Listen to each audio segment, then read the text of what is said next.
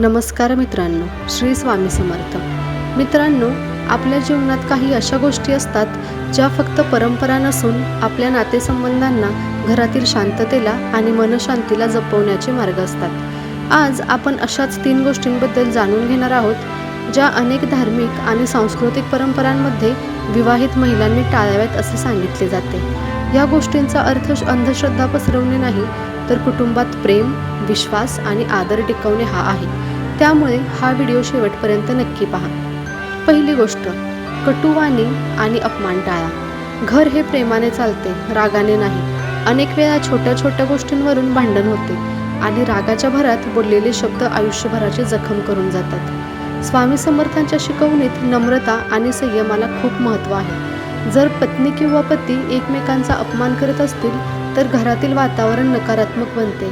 गोड बोलल्याने कठीण परिस्थितीही सहज सोडवता येते. त्यामुळे कोणतीही समस्या आली तरी शांतपणे चर्चा करा, एकमेकांचा सन्मान करा. लक्षात ठेवा, आदराने वागणारे घरच खऱ्या अर्थाचे आनंदी असते. दुसरी गोष्ट, देवपूजा, नामस्मरण आणि सकारात्मकता सोडू नका. अनेक घरांमध्ये सकाळी दिवा लावणे, देवाचे नामस्मरण करणे आणि नामजप करण्याची परंपरा आहे. यामुळे मनाला शांती मिळते आणि दिवसाची सुरुवात सकारात्मक विचारांनी होते. स्वामी समर्थांनी नेहमी श्रद्धा आणि विश्वास यावर भर दिला आहे.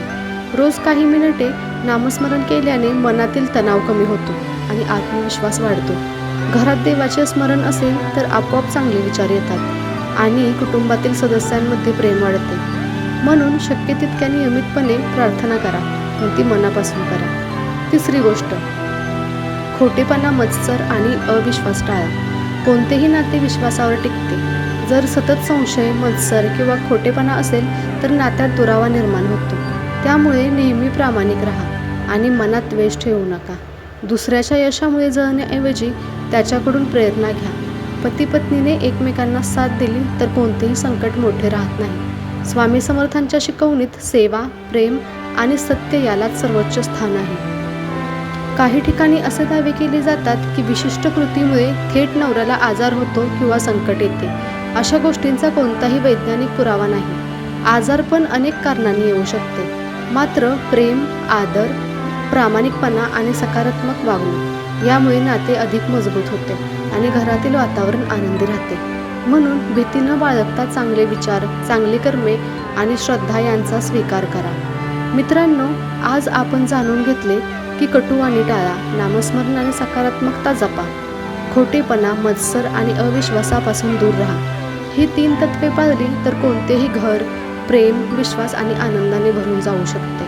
जर तुम्हालाही स्वामी समर्थांवर श्रद्धा असेल तर कमेंटमध्ये एकदा नक्की लिहा, श्री स्वामी समर्थ.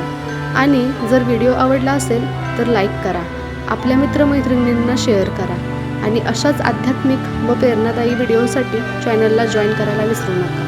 श्री स्वामी समर्थ महाराज की जय.